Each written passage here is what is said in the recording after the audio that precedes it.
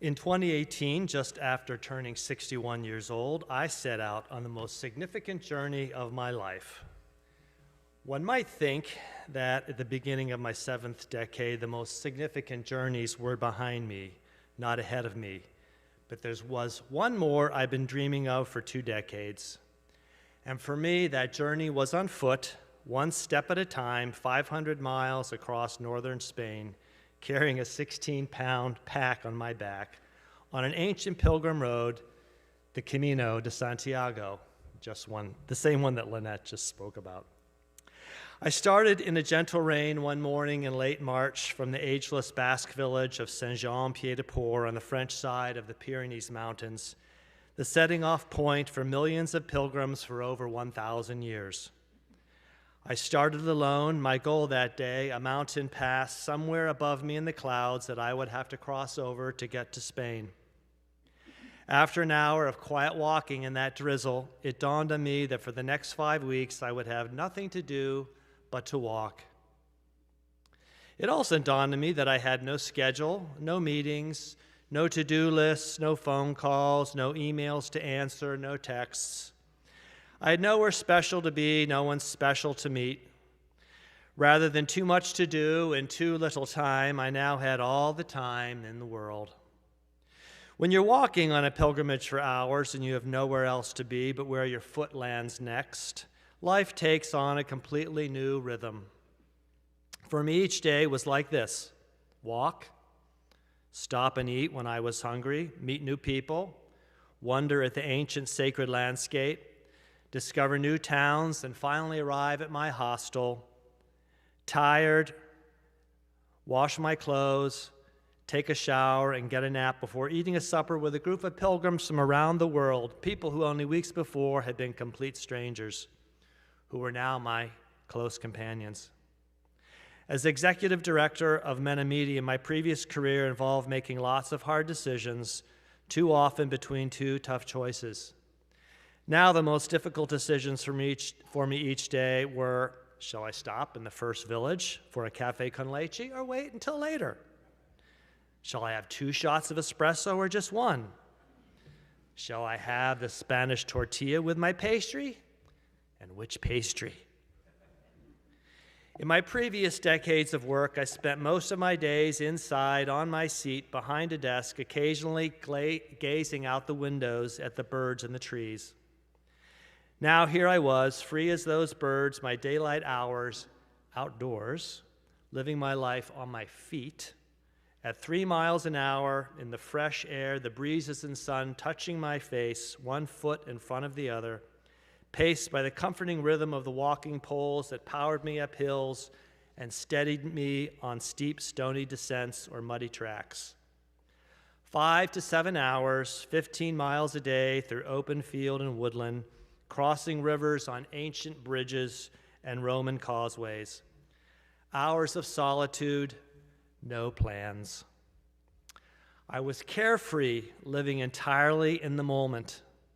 My mind, my spirit, and imagination were unrestricted and childlike again, and I felt extraordinarily alive. My life, my vocation, my identity for the next month, simply a walker. The rising sun behind me following the shadow that points like an arrow down the road ahead, waiting to see what might be beyond the next bend. The lessons I learned could fill a book, and they did. But if there is one lesson I learned more than any other, it was that when you let go of schedules, when you let go of plans, the unexpected arrives. It might be the person or persons that I'd not seen in days or weeks, but who suddenly appeared in the entryway as I sat in a cafe. It might be the open door that I came upon when I thought all were shut. It might be someone I hadn't yet met, but who would become a friend. It might be turning a bend and coming upon another pilgrim sitting on a bench who gave me a sandwich or a bite of chocolate when I was hungry, or who offered conversation when I was lonely. It might be the host in the hostel who would tell me just the right word of encouragement, or who laughed and insisted on carrying my pack to the bunk when I didn't think I could walk another step. It might be a snack stand with sandwiches and fruit and coffee set up in the middle of an olive grove out in the middle of nowhere, just when I realized how hungry and thirsty and undercaffeinated I was. It might be the fresh breeze in the trees or the sight of the stork and the tower bell, the sounds of the cuckoo or the gurgle of the river or the whoosh of the wind, the budding wildflowers, or a fern poking its way through decaying leaves along the side of the path. The kind of thing that we're normally not paying attention to because our minds are so full of where we have to be and where we have to be after that and what we think needs to happen next, that we don't notice them, let alone expect them. That was 7 years ago. I've been back to walk a pilgrim path another 7 times since then, and I never cease to be amazed at the same lesson, which I have to learn again and again. When we let go of what we think God might do, God arrives unexpected, just like in the manger. And this wasn't in my script because I didn't know what Lynette would say, but one of those unexpected events happened in March when I was walking into Santiago for the first of 2 times this year. I was on my way home that day, going to catch a bus, but on the way I had to go down to the pilgrim office to get something, and I decided I'd walk to the left in front of by the plaza in front of the cathedral and go down a ramp. And I looked ahead and I said, gosh, there's a young woman that looks just like Michaela Mast. And what do you know? There's a woman walking with her. She looks just like Lynette. And then it dawned on me, 2 pilgrims I had no idea were walking the path, were coming toward me, Lynette and Michaela. The unexpected happens again and again.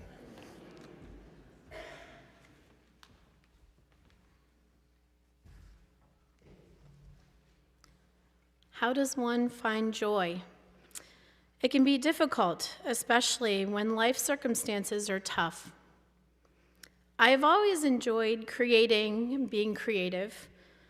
It's been a part of my life since I was a young girl.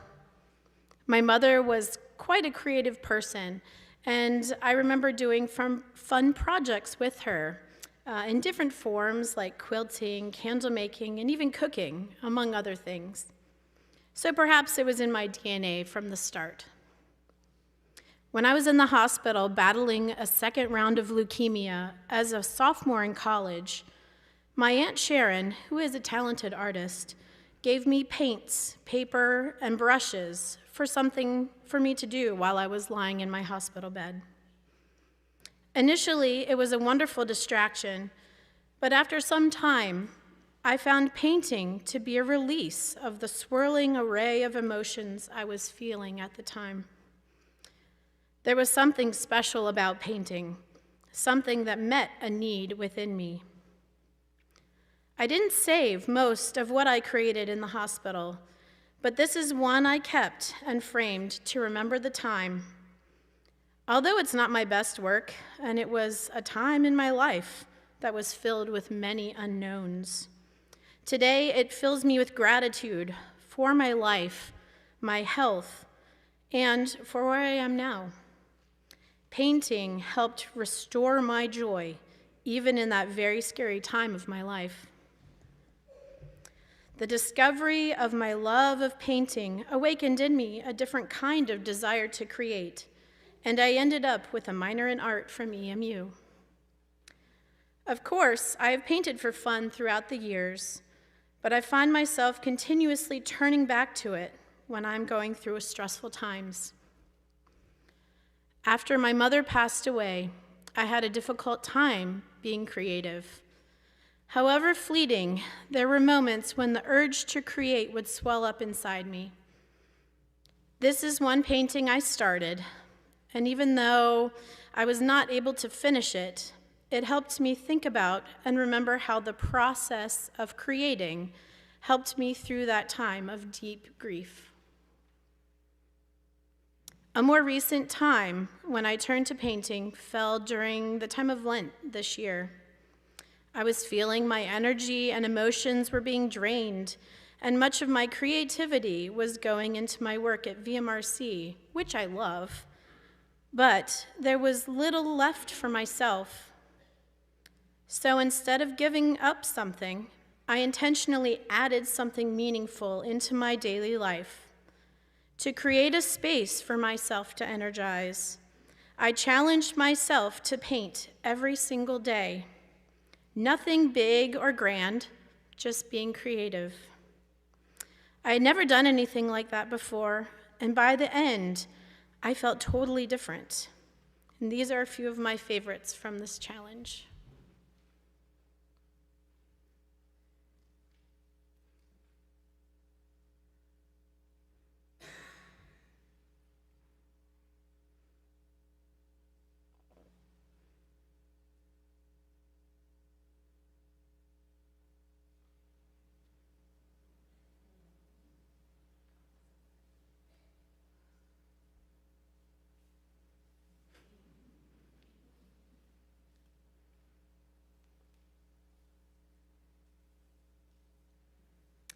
My creative energy had been restored, and by Easter time, I was filled with joy, and not to mention a sense of determined accomplishment. I am so grateful for my God-given creative gifts. It has helped me get through some difficult times in my life and has restored my peace and joy.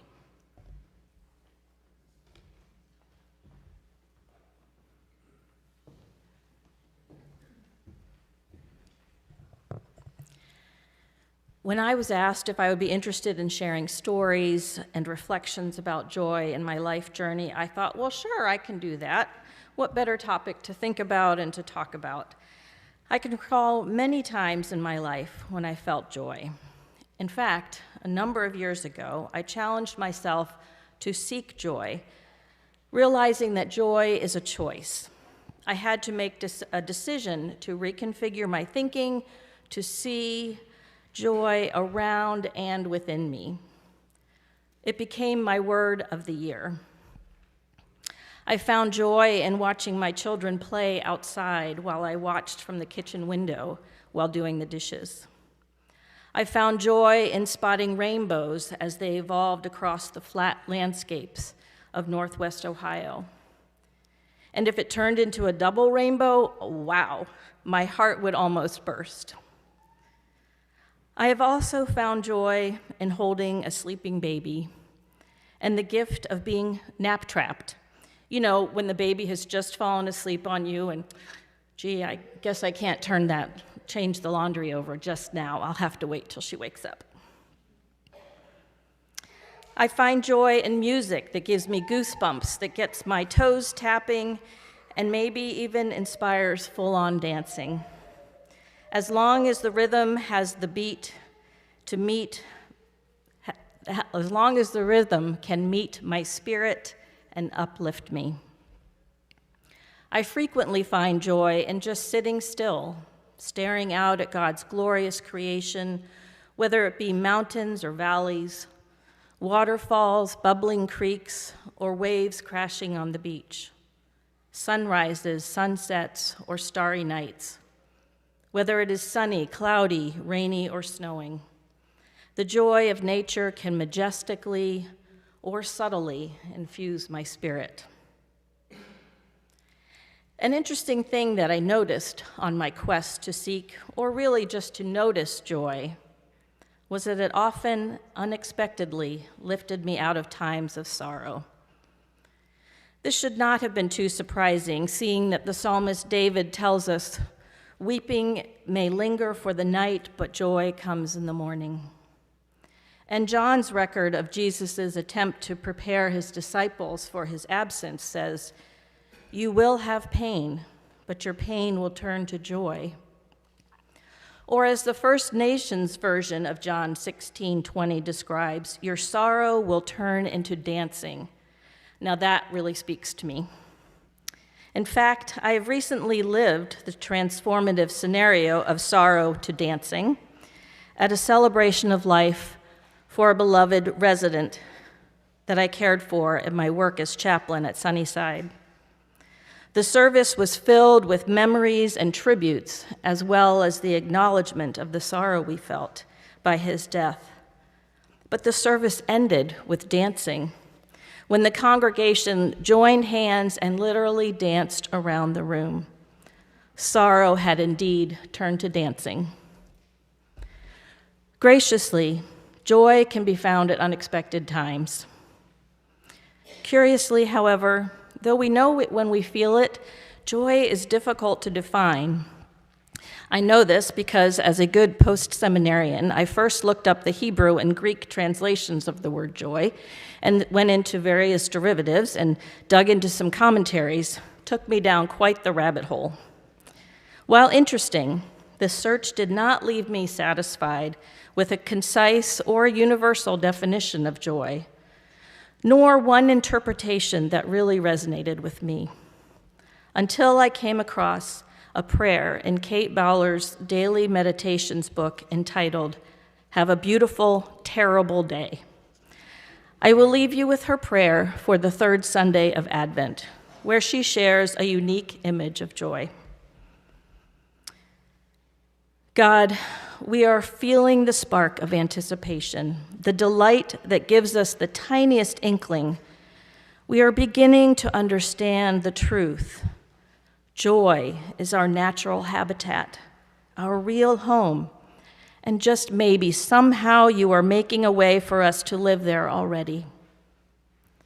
Jesus, we are craning our necks to see more, but that's as far as we can stretch for it. You are going to have to bring a little heaven down closer to us and show us more of the reality we sense, but can't quite yet comprehend. That hope fulfilled will become our foundation, love our shelter, and joy the air that we breathe. Amen. And may it be so.